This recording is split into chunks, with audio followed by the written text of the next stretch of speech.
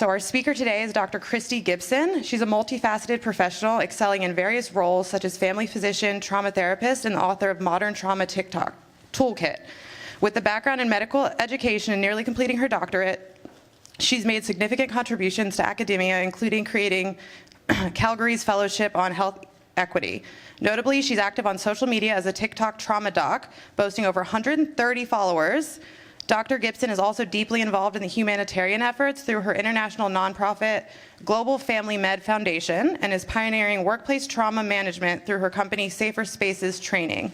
And with that, I will welcome her up. Where is she? Oh.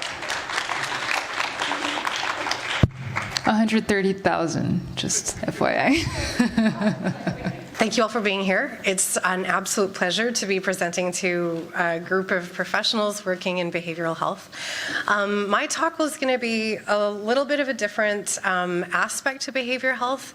One of the things that I'm noticing in terms of the dialogue that's shifting, especially on TikTok, is our focus on hyper-individualistic outcomes and our work one-on-one with individuals. So one of the things that I've done in my career is a more collectivist shift towards behavioral health. And I just want to share some examples of things that I've known and worked with, as well as give you hopefully a bit of an experience and some sense of competence that this is something that you can easily do within your environment as well. So we're talking about nurturing a collective path towards post-traumatic growth, not just for the person, but for the community, for the family system, for the ecosystem, because trauma does not take place within individuals. It's all relational. So just a few disclosures and disclaimers. I am a family physician and I've worked in community and hospital environments. Currently, I'm working in adult addiction and in refugee health, which is places I've also done primary care. And I work primarily as a trauma therapist because in Canada, I'm a free resource, whereas mental health practitioners aren't. So that's why I spent many years training as a trauma therapist. I think everything else was mentioned in my bio.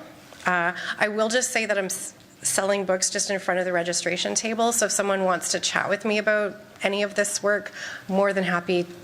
I would love to answer questions and have a chat. So the learning objectives for this session include describing some of the collective traumatic experiences, which, especially in Canada, is quite important. Includes ancestral and pre-verbal experiences. So we have a lot of intergenerational trauma among our Indigenous folks, what I see a fair bit during my practice. And a lot of doctors don't know what to do with that. What do you do with epigenetic and ancestral trauma, and what do you do when you see something happening within the lineage that they might not have even experienced themselves, but it's still stuck in the body? So objective number one, describing some ways to shift these collective trauma processes, and I'm going to teach you how to plan and facilitate a social innovation lab. So this was a random skill that I learned just because I love learning, but it's turned out to be a really wonderful marriage between trauma work and collective health. It's also a chapter in my book, but you're going to have a taste of it today. So hopefully that's what you were expecting. One of my favorite things when I was asked to do this conference was the theme of the butterfly.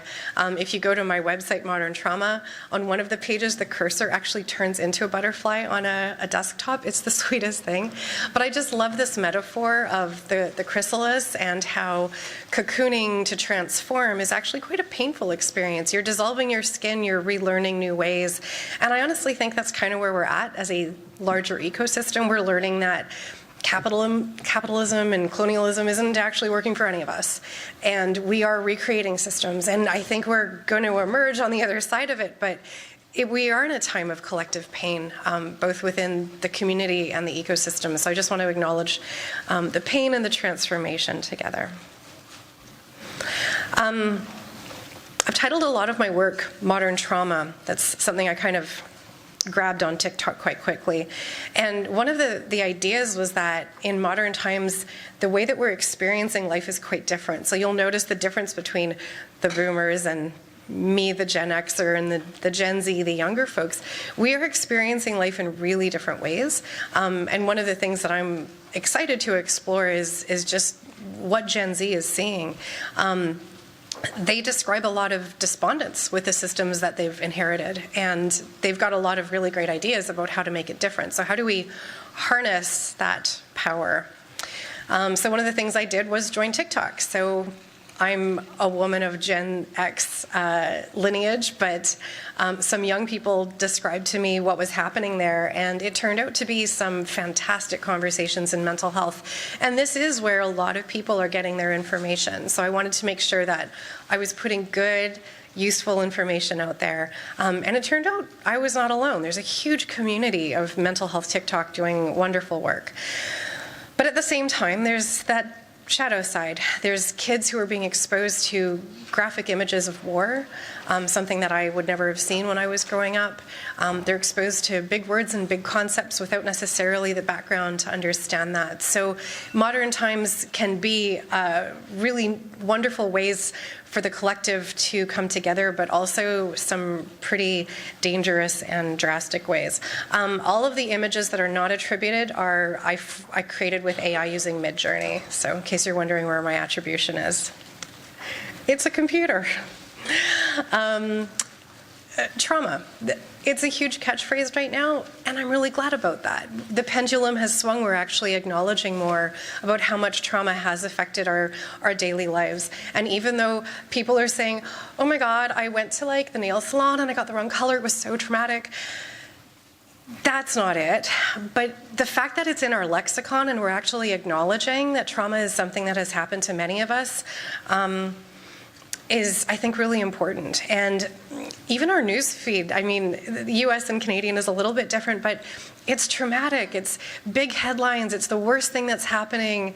You know, if it bleeds, it leads. That's really damaging to our psyches. And so we're getting a lot of negative news, a lot of bombardment about the things that are big and scary. And don't get me wrong, they are. You know, inequity and ecosystem collapse is something that is looming, but the way that we're interpreting it can add to that trauma experience in our brains. So we are aware of which parts are flooding and which parts have fires around the world, and sometimes we actually have to dissociate to create some sense of safety.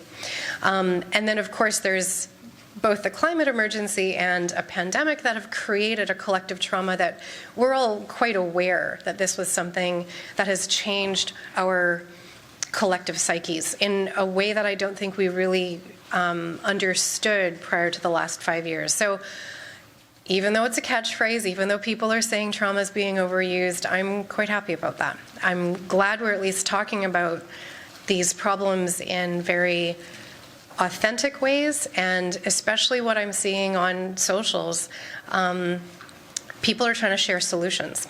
So a lot of this talk is, what do we do about this collective trauma? So obviously, we all know that the hyperactive or the overactive physiologic system that is responding to trauma creates movement. So that looks like fight and flight, and in primitive man that made sense because we could run away from things, but in modern times running away from things looks like the Great Resignation. I can't be satisfied with my job, something must be better, this restless, agitated energy. Sometimes it's anger and irritability. You know, I know I've done that sometimes, just, you know, coming out claws, and that's that stuck overactive sympathetic tone in our nervous system. What we are also seeing more of is freeze, people who are selectively dissociating. So my work in addictions, we see that a lot. The way I describe the substance of choice or the behavior of choice is you've found a solution to the problem in your head until we find you better solutions. So this is one of the ways that we decrease the shame as we're doing the work together, but that freeze response is something that's either created by the brain or you seek that freeze. You find ways to get numb and disconnected from reality when reality feels really overwhelming. which is happening to more and more folks. Like, I've been practicing medicine for more than 20 years, and I mean, I'm focused more on addictions now, so I'm probably more exposed to it, but I've never seen young women in their 30s and 40s dying from liver failure like I have now. I had to do palliative care for somebody quite recently, actually 2 people now. This is not something I experienced 20 years ago. So it is harming us in very new ways, these responses. And one of the things that I alluded to at the beginning is that we carry the suffering of our ancestors in our bones. And I think many communities of culture are starting to have that dialogue. So Resma Menakem, Biokumalafe, many Indigenous folks are recognizing just the impact of epigenetic and intergenerational trauma on all of us, you know, because we carry the shame and the burden, and there's this backlash. Well, it wasn't me who did it. Yeah, but you're still benefiting from the privilege today. So these conversations are being had in ways that certainly weren't happening when I was training. And one of the things that I was really interested to learn was just how much my ancestors also had similar experiences. So my background is Ukrainian and Scottish. And when I took a deep dive into my background, these were people who've been oppressed for centuries. And I always look at my life and think of the privilege that I hold, but I also carry that suffering. And I just think it's really important for us to encourage finding out more about that. So ancestral and pre-verbal trauma is something that we often think, well, I don't have a language for that. My client doesn't have a language for that. How do we go there?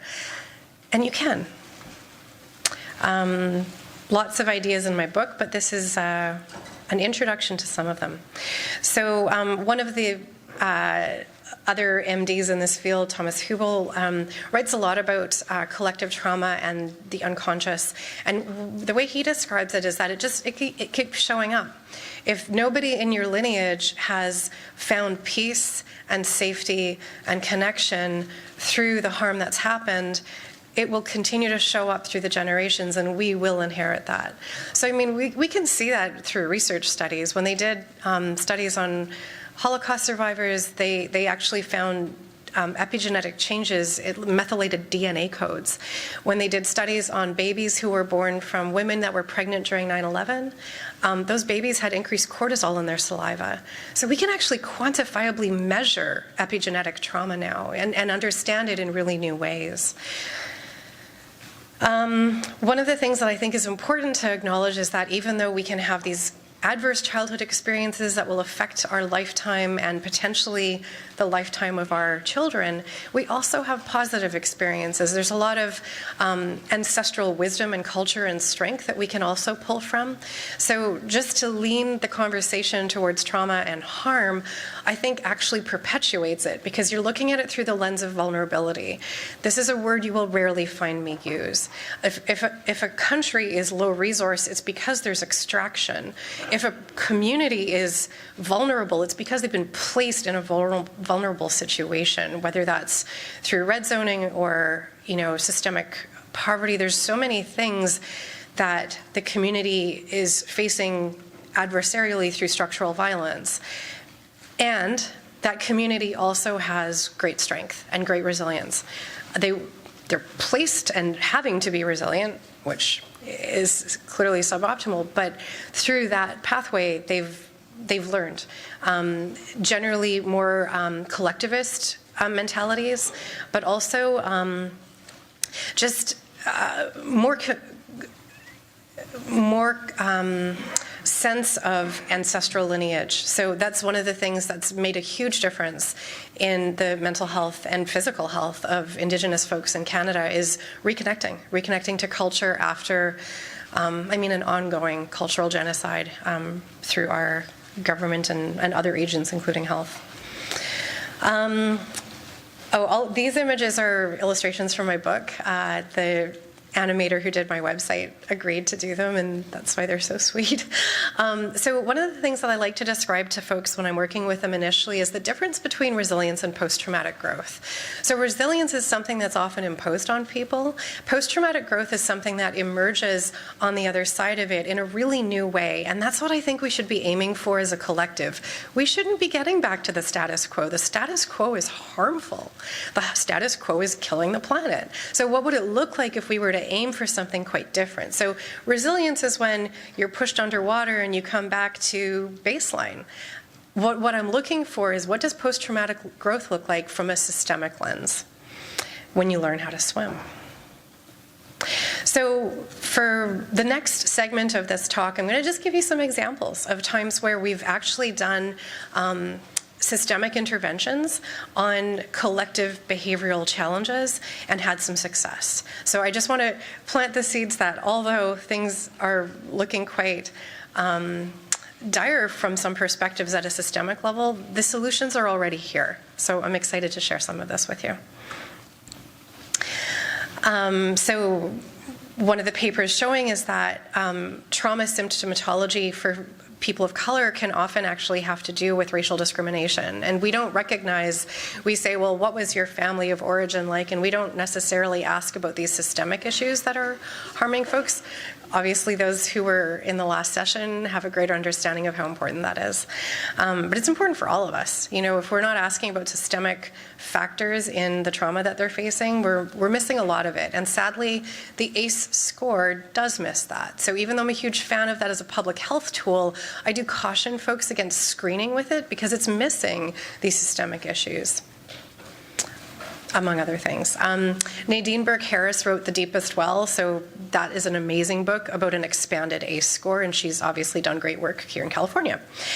I'm going to talk about the Shift Lab, which is actually happening in Edmonton. So I'm from Alberta in Canada, and that's just above Montana. For folks who haven't heard of the 1988 Olympics, it's probably before some of your lifetimes.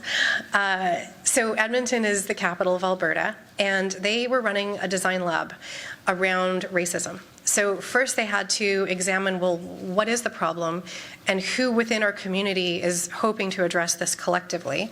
And so they ran Shift 1.0 and 2.0 to try to figure out not just racism, but the intersection. Why in Edmonton are people racially segregated into more poverty and into different neighborhoods? And how do we actually look at that from a system and not just say, well, this is happening to this community, but to say there's something systemically that's creating this problem.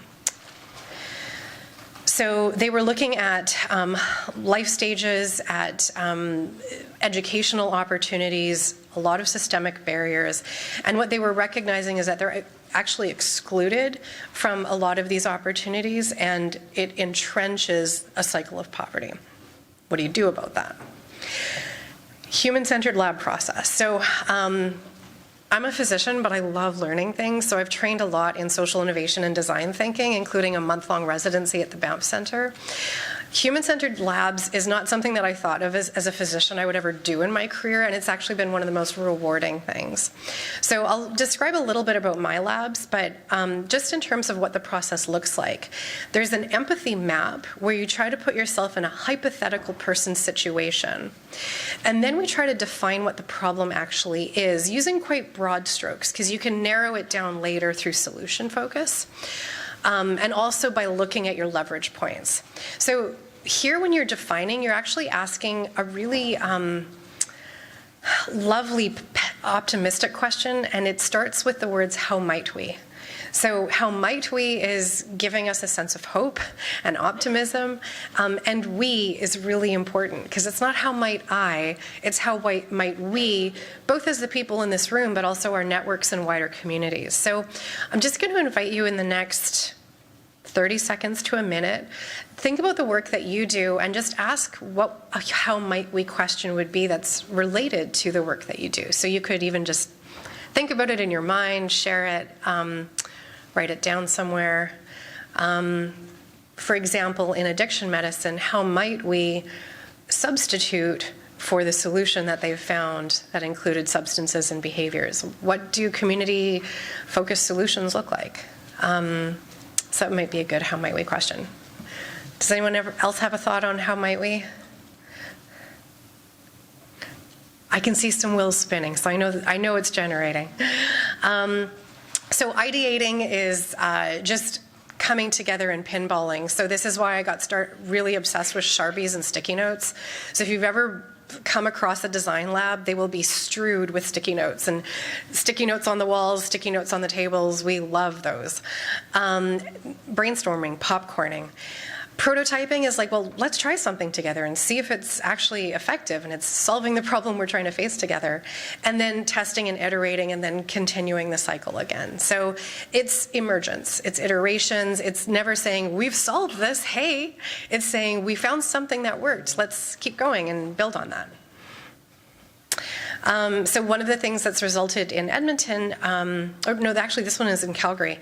So newcomer youth, including some of the refugee kids that I worked with, they reimagined resettlement and they did an art installation. So they did sculpture, they did paintings, they did all kinds of artwork based on what their dream is for resettlement processes.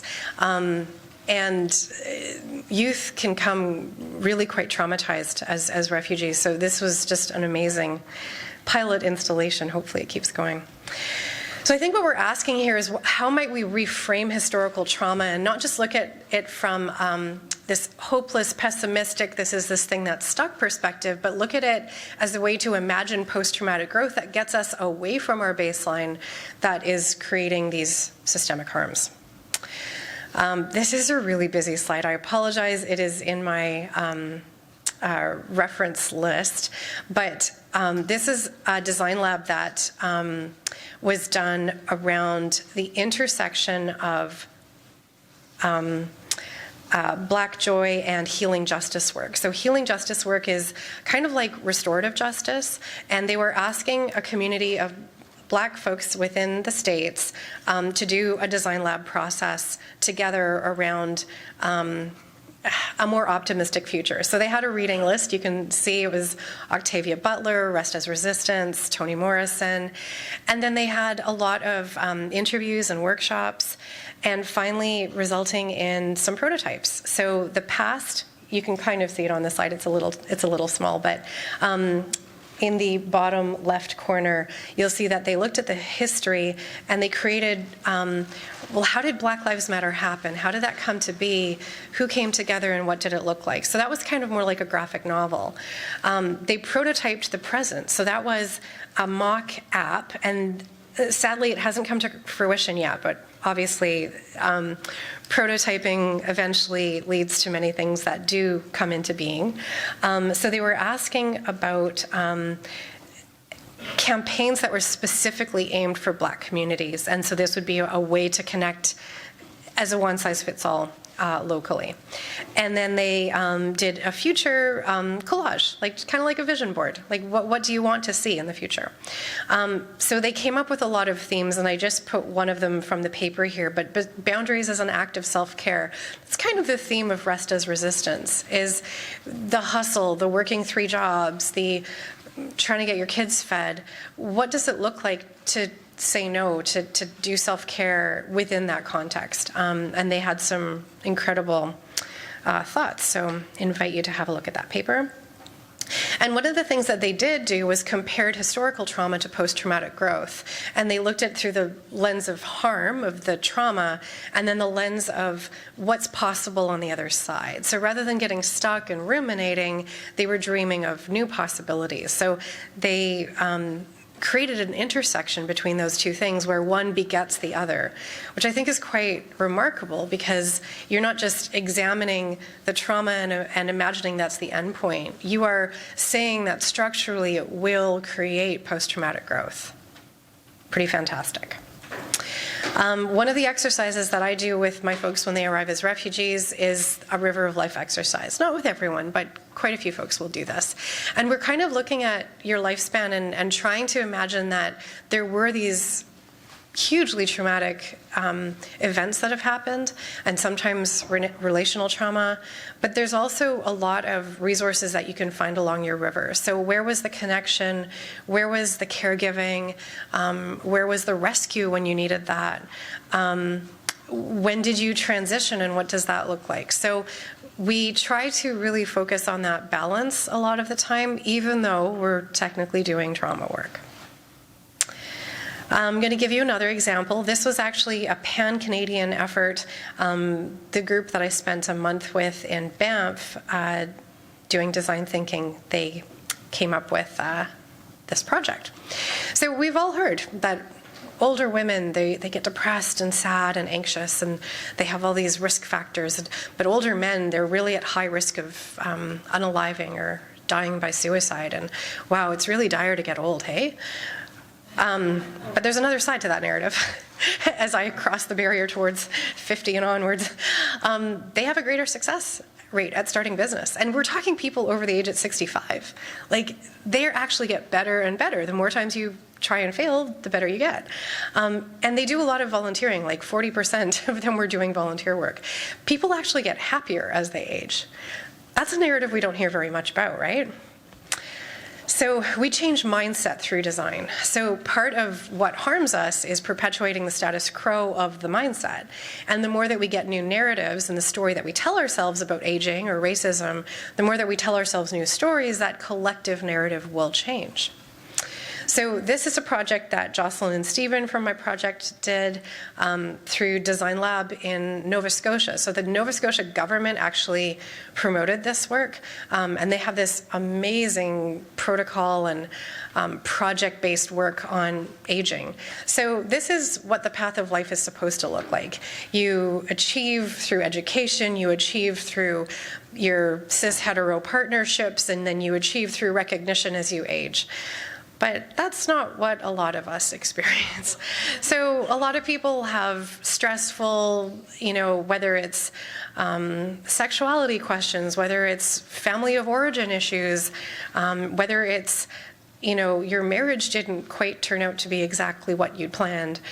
You weren't able to have kids and you wanted them. We all have stumbling blocks. So this pathway to aging that's getting sold as the dominant paradigm, most of us don't experience. So what do we actually experience, and how do we look at post-traumatic growth through the lens of authenticity? I deal with a lot of folks who are aging because I'm a provider for medically assisted death. And there's a lot of talk about oh, Canada, you're pushing people out the door through that. Most of the folks that I work with just keep telling me, I had such an amazing life. Even though I'm ready now, I'm palliative, it was good. It was really good. And there's an opportunity. One of the frameworks I use is Rachel Naomi Remen. She talks about how do we heal when cure isn't possible. And I think that dialogue around aging is just so much more interesting. So yeah, you're dying, you've got this palliative condition, but how can you still heal from these wounds that you're carrying, and even as you're, in this final stage, heal some of these traumas. They talked a lot about the kinds of factors that might hit folks during their lifespan, and one of the ones we're talking a lot more about, Vivek Murthy, the Surgeon General, was focused on loneliness and isolation. This is something that's happened with lots of folks in the pandemic. I'm still pretty COVID cautious. I'm not that extroverted, out 6 nights a week person anymore. What does it look like to just have life look a little bit different for a lot of us now?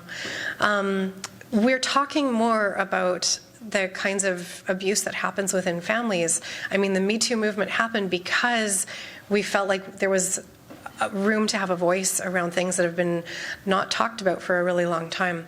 One of the really interesting anecdotes I read in Judith Herman's work was how Freud uncovered a lot of CSA, childhood sexual abuse, in his clients, and then when he got pushback from the really wealthy community, he said, oh, well, they didn't actually have these experiences, they just fantasized about them.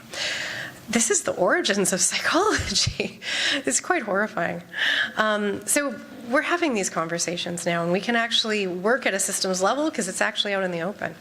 So what they did in this design lab with aging is to say, well, what is it you're wanting to experience more of? And try to fill in these bubbles and reframe that narrative. So a lot of trauma is the story we tell ourselves about the experience that happened and the embedded associations in our amygdala, but we can't actually change all of that. We can change the story and we can definitely change the associations. More on that with my panel later. So the questions that they were asking were the how might we questions around aging. How might we create shared abundant resources through intergeneral connections? And they were able to kickstart a ton of entrepreneurial work with their aged community. So they started a whole bunch of small businesses within that community center. So yeah, I guess some of them want to play pickleball, but a lot of them were like, well, what's next? I've got all this wisdom and experience. I really want to do something. And then they were able to facilitate that because the group came up with the thing that they wanted to do. The other question that they had was, how could we do more intergenerational work? So we've all heard of like the Danish solution of having the daycare and the aged care, or the university students biking them around town because they're co-living.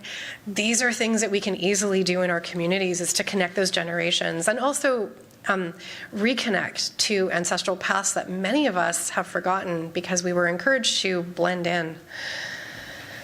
One of the resources around design thinking is IDOU. So I've done this certification program. Simple to do, it doesn't take that long, but design thinking certificate might be something you would consider somebody in your organization having if this is a path you'd wanting to take. But they also have a ton of free resources. So IDOU has like a resource page, and there's so much that you can learn to figure this work out on your own. Loneliness.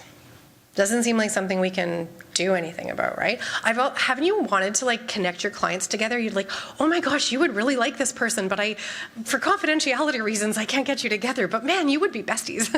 I have that thought all the time. So how do you do this in a way that's ethical and confidential? Let's talk about loneliness. John McKnight was the creator of the Asset-Based Community Development Institute here in the States. And I was really fortunate to hear him talk in Montreal, because one of the things that they were doing was talking about the community-based practices within Montreal that was creating abundance within these communities. And just everything about this is so trauma-informed. I'm a huge fan of his work. He talks about relationships being the key, so actually finding more resonance within community. And it doesn't mean that everyone has the same values and has the same interests. It's actually more intriguing when you find out the special skills that people have. So one person in the neighborhood plays ukulele and actually has like 5 ukuleles in their basement. And they'd be thrilled to like teach some of the kids in the neighborhood if they wanted to come by on a Sunday afternoon and play ukulele. Somebody else is an amazing baker. Somebody else cans pickles. Like the different things that are happening in the community. And this could also be somebody's great at web design. Somebody's great at creating nonviolent protests, that whatever it is that the community needs, there's probably somebody in there who does it, and we're just not harvesting those resources enough, because so many of us go to work in our car, get out of the garage, head into the apartment, and we don't really even see our neighbors. So one of the things that he did was give us the tools with how do we get there. So he starts with gifts. Instead of thinking of a community as vulnerable, he thinks of a community as strength-based. That alone is a huge paradigm shift, right? And then I'm going to go through an example. So Edmonton, the city I grew up in Alberta, we've already talked about their work on racism.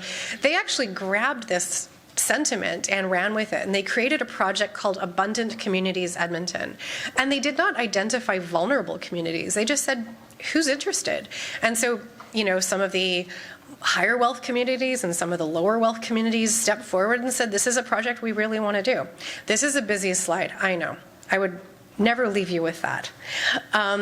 What they're focusing on through Abundant Communities Edmonton is, what does it look like to create a culture of belonging instead of a culture of othering, which is something that the media is trying to propagate because that gets clicks and rage farming. But belonging is what we all need. And so what does it look like to purposefully create that. So what they do is they created block connectors. So one person volunteers on the block, and they just interview everybody on the block. And they say, what is it you need? Like, do you need to learn how to use a computer? Do you need to figure out how to do bee farming? Do you want to, we're allowed chickens in Calgary now. Do you want a chicken coop? We've got people in the neighborhood who know that. Did you know this? Somebody has a community garden. Did none of you know that you could go in there and plant and harvest and weed for them? So what they do is they try to find out what skills and assets already exist within the neighborhood, and then they just make connections. So this project was hugely successful at reviving community garden work and just getting people to know each other better, because local resilience is really where it's at. It's not individual resilience. I mean, that matters, don't get me wrong. I love trauma therapy, but local resilience, especially within a community and a neighborhood, is what's going to keep us healthy and towards post-traumatic growth. So they talk, the reason why it's called ABCD is because it's focused on the gifts and skills that are already intrinsically there, and then it's community development, this really organic, innate way of doing it. It's simple, so simple.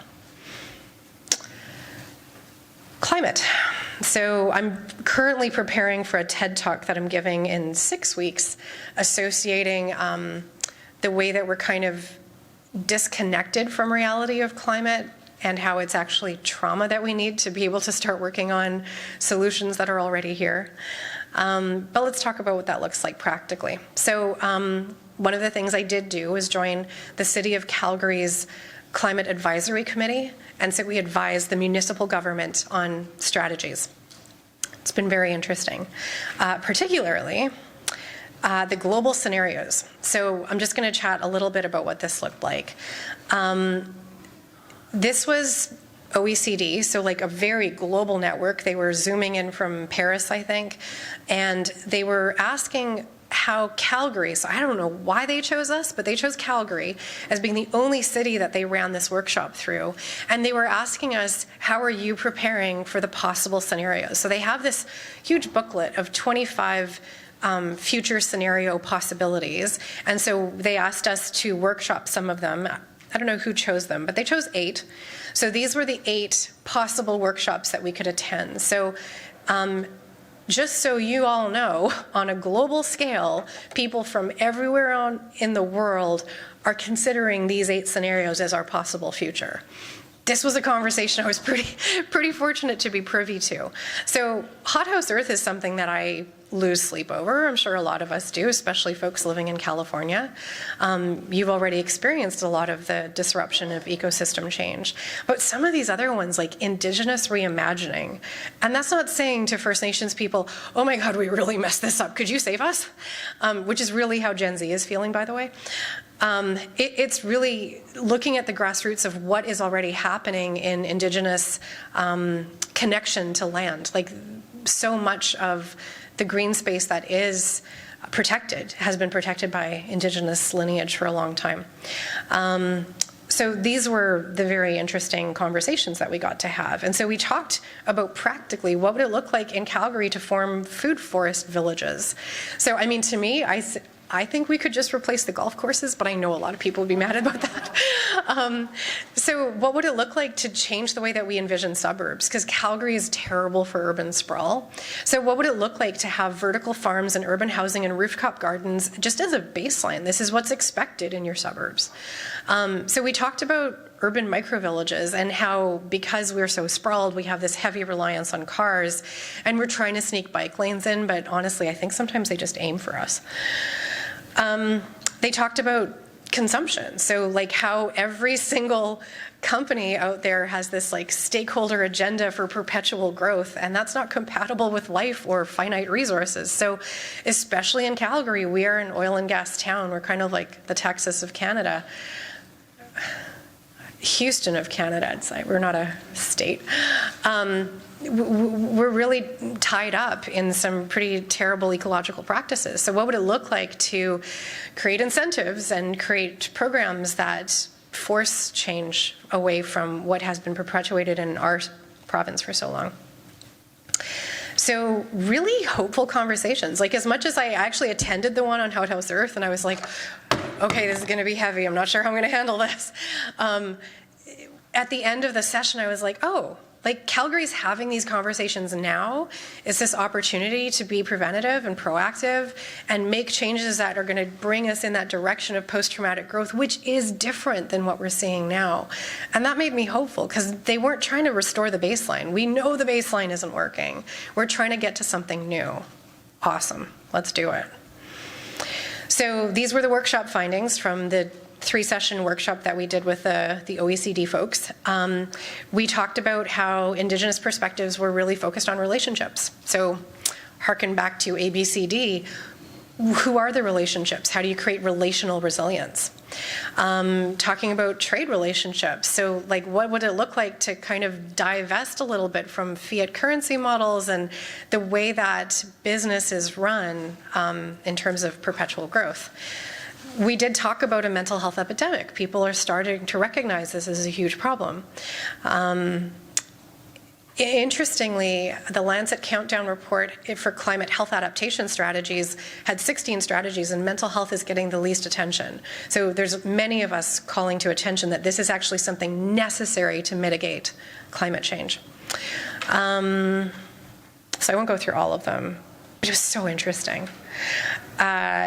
So the fact that this conversation was brought to City Council and they were like, okay, now what are we going to do about it? They had some really concrete ideas in front of them, which is fantastic. So how can you get those kinds of ideas locally? The 25 future scenarios from OECD is totally available online. One of the things that was happening parallel, so I don't say one results from the other, but Calgary is also the first city in North America to create a food resilience plan, a local food resilience plan. So a good friend of mine, Saima, is on this committee. This is a draft vision. I'm not supposed to show it to you, so pretend you didn't see it. But what I loved that they did was they created food resilience through the lens of 4 really key outcomes. So of course the first one is availability, who gets food. And as a primary care practitioner and trauma therapist in addiction and refugee health, people are not getting food. We can access the food bank once a month, and I have so many of my patients just saying, well, if I could only eat 1 meal a day, what would be the highest nutritional content to it? And I mean, I just want to cry.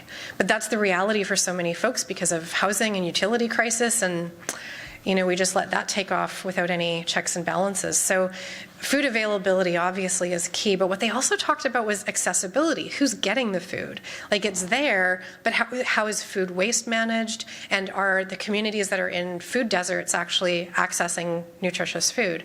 So, and not just nutritious, but also culturally appropriate food. So the food bank often doesn't have food that is necessarily diverse, and even a person who's on a plant-based diet or a gluten-free diet, it's really hard to access. So what does it look like to have food that meets your social and cultural needs as well? And then their 4th pillar was environmental sustainability, which was pretty cool.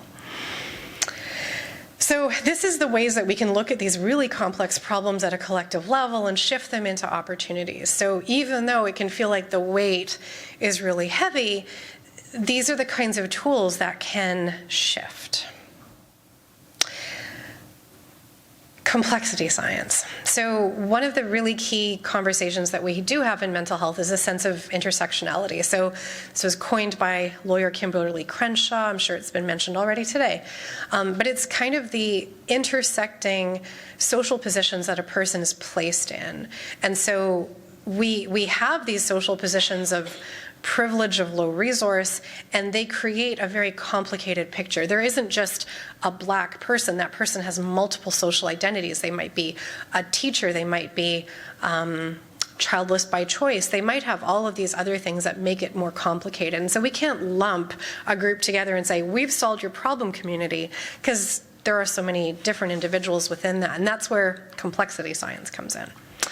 So this is just one of the charts that I thought was a really good reflection of the intersection of poverty and racialization. So all the different colored bars are different racialized communities and the different complex system challenges that they're facing. This is a really complicated graphic, but I'm just going to share the idea behind it with you. I just finished my doctorate, and one of the things I was looking at was transdisciplinary complexity science. And the idea is that in natural systems, things fall apart. And to know that and kind of feel an embodied version of it, because I was looking at all the things that I've done that have fallen apart, it's kind of hopeful. Like, this is what natural systems are supposed to do. We think we're in status quo, which is conservation on the top right phase. And what naturally happens in all living systems, especially complex ones, is there's a release. Things change, and then there's a reorganization, this horrible word exploitation, but it's basically just regrowth. Like, what do you gather from the ashes, from the embers of what fell apart? And I think people are so scared of the change that they're not recognizing the opportunity here.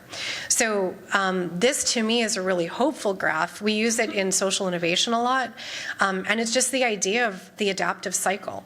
We're supposed to be adaptive in emergent systems. We're supposed to fall apart and reorganize.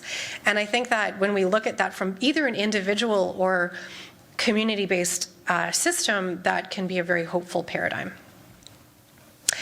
In social innovation, we call these things wicked problems. Anything that you have to look at with a complexity lens is something that requires a lot of challenge, and one person can never solve it. So that's why we say, well, where would I even get started? I can't do anything about racism or climate, or I can't solve addictions. No, but we can. And that's the key. And even though it's so easy to say, well, there's these people who have addictions and these people who are refugees, we are all just one situation away from being those people. And I think that sense of interconnection and interbeing is really, really key. I mean, I don't know if you guys know what Syria was like 20 years ago. Looked a lot like here. My friend Gabor talks a lot about how our woundedness creates our behaviors and social habits and informs our way of thinking. And all of this can be shifted. So there's many of us having this conversation. This is my work. So I created something called the Solution Studio. And so when I did have a family practice, I ran it out of a low-income community health center, so people with very high ACE scores, for what that's worth, and lots of folks who were placed in vulnerability, dealing with addictions. Lots of people were unhoused. Our youth clinic had lots of kids who'd been kicked out of their homes and had unsafe environments. And how do you solve complex challenges in that environment? You ask community. They can actually solve these problems. So one of the things that I got to do when I was running the wellness programs was Social Innovation Lab. I didn't call it that because no one would have shown up. I called it the Solution Studio. And so I would say, let's look at a complex problem together. So we addressed chronic pain. Weirdly, only men showed up to that session, which I was totally flabbergasted by. And their solutions were amazing. I'll share a little bit about it. We talked about trauma. Thank you. We talked about cancer screening. We talked about how the clinic functions and what would be better from like we created this like patient bill of rights. It was, we had a lot of fun in these design studios. But you could easily run a lab for addictions. You could easily run a lab for any behavior change because community knows the solutions. Many of them have tried to quit, I don't know, 7, 8, 9 times. They know what works and what doesn't work. And the more that they come together and pinball off each other, amazing things happen. This is what I learned. So what you're seeing in the top right is the sticky notes, which I promised, for a mobility solution studio that I did. You can see the corner of one of my participants' wheelchairs. And they were just saying, being mobility challenged in this city makes life impossible. Like, we basically have to be hermits all winter. And they were miserable. So they wanted to solve these complex challenges. And one of the things that they did, we got a little tiny grant, like $500, and we brought them GoPro cameras. And they just filmed themselves for a day. And we used this like Mission Impossible theme. So they all gave themselves like secret agent codes, and they had to like show up at the food center at a certain time. And we played like Mission Impossible music in the background. And we said to City Council, hey, could you watch this video and see what it's like to be mobility challenged in our city? We challenge each of you to try to get to work in a wheelchair one day. And we just set that out as a challenge. Nobody did it. But it was really fun, and it was generative. It wasn't getting stuck in the problem and saying, oh my God, I'm so lonely all winter. And they were not lonely that winter. We had a great time coming up with these solutions together. So these are 3 of the books that I recommend around creating social labs. I also just wrote a chapter about it in my book because sometimes people don't want to read 300 pages on how to do this stuff, but mine is based on a sprint lab, but extra fast. Sprints are supposed to be 3 days. I do mine in 3 hours, and we get a lot done. So the first thing we do is we create an empathy map. So this is a version from the company that I run, Safer Spaces, and we actually call them compassion mapping. So if you imagine a hypothetical person, because we shouldn't have people with lived experience talk about their real lives, that's not really ethical, but they would come up with a hypothetical person. What is it that they're seeing and hearing? What is it that they're thinking and feeling about the situation that they're in? And importantly, what is the story they tell themselves? Because what we're trying to do is to learn how to shift that story. I'm going to go back a slide because it's going to go back to the iceberg. So the next thing is looking at the iceberg. What are the policies? What are the assumptions and biases? What are the things that are keeping this story stuck? And what are our leverage points within that iceberg? So me as a physician with a doctorate, a huge social media following, I've got a lot of leverage right now. And my goal is to say, like, let's do systems change and invoke all of those leverage points that I have. But it turned out a lot of them had leverage too. One of them had an in with a disability film festival. So the film that we created with their GoPros got screened at a film fest the next year. It was awesome. And just the way that they felt about it. The other thing that we did was we created digital storytelling project. And so we did digital stories for 5 minutes per participant. And we did a red carpet event at the library. And they pulled up in a limo, an accessible limo. So we created a lot of really amazing experiences out of that project. The last thing you do after you figure out the leverage points is you map all the solutions. So everyone just gets a huge pile of sticky notes, and we look at the leverage points, we look at the pain points, and then they just brainstorm solutions. That's the biggest thing that we do. And then we map it on a grid. So what are the solutions that need individual work? What are the systems that need system level intervention? And with all the system level stuff, we just took it to the health center and said, hey, we really want this to happen. So for example, the chronic pain group, this group of men said, nobody listens to us. Like we're supposed to be these like stoic men, and some days I just wake up and I want to cry. And I just have so much anger and frustration built up. So one of the things that we did is we borrowed the music room, and they just played really loud rock music in there. They just said, the more that we scream, the better we feel like we're releasing this in a way that feels acceptable to us, because we're not going to like go to therapy and cry, because they weren't there yet, although some of them got there. But singing in this like huge group and pounding on drums, for those who could do that, that felt awesome. And so we were trying to figure out what our leverage points were to allow them innovative challenge. Like, would I have come up with, if I was seeing a guy with back pain as a doctor, I mean, I've got this prescription pad in my back pocket, and I've trained in pain reprocessing therapy with Howard Schubiner, which is a really cool way to like use mind body medicine for pain. That's my tools. Like, I would never in a million years have dreamed that they wanted to like scream and shout like heavy metal in a music room. And that shifted for them. That made a huge difference. They also formed a men's support group. So we had lots of support groups that women were coming to. We had a DBT group. We had just all kinds of things that were part of the wellness programming. And they're like, we don't really feel like we belong there. We want a place where we belong. And so one of the male social workers said, I would love to run this group. And it ran every week. And this group that actually came to the Social Innovation Lab, they became best friends. They became each other's support system. They had each other on text. Like, one guy would say to me, oh my God, I didn't reach this person today. And we always talk to him, like, could someone go do a wellness check? Because like, we're in constant communication. I mean, that is something that's going to modify a person's pain experience and their perception of pain. So yeah, just some baby examples. The paper that I wrote talks a little bit more about it. And then simple to complex. So simple was the stuff like we got a grant for $500, we strapped on some GoPro cameras, and within like 2 or 3 sessions, we created this project where they would film their way to work or film their way to the food center. That was reasonably simple, but there are some more complex level work that needs to involve policy. So one of the things that they wanted to do was to change, I think they call it curb cuts, like the way that the curb goes down or not. They wanted the curb cuts changed in the city. So they were petitioning to try to get enough signatures to bring it to council.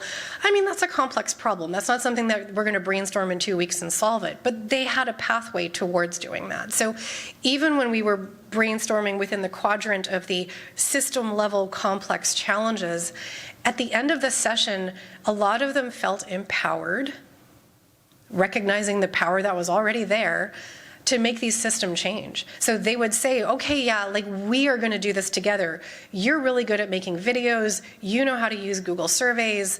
You know, you have a huge network from the work that you do in the arts. Together, we can make this petition happen. So any one of them at this low-income community health center with high rates of ACE scores, you would have said, can you solve your problem of mobility? And they would have said no, but you put them in a group and it was a resounding yes. So I mentioned IDEO already. They're already creating some system level challenges that you can work on together through their website. So this is something you can also do regionally. So this is something that's happening at a global scale. But what would it look like to do regional, just create the network where people can have these conversations and do these processes. It's not that hard. And then this brings us to the difference between resilience and post-traumatic growth. So this was from the original paper that I showed you that was linking historical trauma to post-traumatic growth. So this was one of their frameworks. And they're mentioning a lot of things that we've discussed today. I've got another sneeze coming. It's coming. Oh, don't you hate that? My nose is wiggling. So they were looking at what post-traumatic growth looks like from a perception perspective. So the kinds of things that a person might say when they're shifting from one to the other, when they're shifting from being stuck in the systemic trauma to shifting towards the post-traumatic growth side. And what you might hear is a greater appreciation for life, greater sense of relationships, feeling more open to new possibilities. Some of these large system challenges just make us feel really overwhelmed and we kind of shut down, and then we end up in freeze and dissociation, which doesn't solve any of these problems. Relating to ancestors and culture, because a lot of our historical lineage did contain some of the answers that we're looking for now. I mean, not all. Sometimes they contain a lot of racism and harm. But some of our cultural practices that we can reconnect to might have the solutions we were looking for too.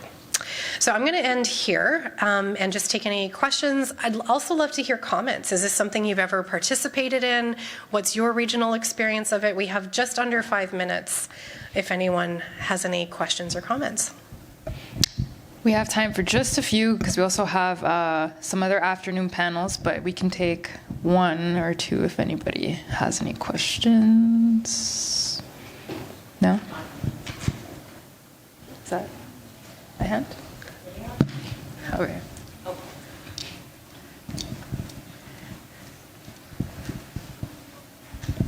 Hi. Hey. Thank you so much for being here today. My name is Anna Mogilevsky. I'm here with Kesem Therapy, which is a group therapy practice. And I've heard so much, I've been listening to all these podcasts about, loneliness and how big of a problem it is. And I think it's amazing that today you talked about creating these communities and studios. And my question to you is, I do have an idea that I want to create this community in my practice and invite all types of people. I guess, what is like the first step to starting it? Like what, or a few steps? I mean, I was lucky because I walked into a situation that was really intrigued by the idea of wellness programming. So we had a grant, we had a space, we had leadership that was willing and able and excited about it. So I think part of it is just scoping out whether or not you have some of those resources. Even if you don't, it's still possible. So something like Solution Studio, I mean, that's a thing. We also created like a walk with doc program where people would just like go for a nature walk with one of the doctors during their lunch break. This is something I could have easily done in a really scrappy way during my lunch break. Could have I run an entire Solution Studio during that time? No, but I could have done it in stages. So even if you just have an hour where you have that opportunity to do group work, this is something you can easily do. And I mean, for me to get the sprint lab from 3 days to 3 hours, I mean, I was creating a lot of flexible processes too, but it worked. I think part of it is also identifying the people who are wanting to have that conversation and are not so shut down in the freeze response that they can be open to possibilities. Because a lot of our folks were really shut down. But once some people started to have the conversation, they were then able to join in. So you kind of need those catalysts that have some sympathetic tone so they can mobilize. They're not so shut down and freeze that they just get overwhelmed really quickly. So it's easier to work with the folks in sympathetic as opposed to parasympathetic responses to stress. That'd be my advice. Thank you so much. For sure. All right, everybody, let's give a hand to Dr. Christy Gibson. Thank you. And she'll be by the book table in front of the registration desk if you have any more questions.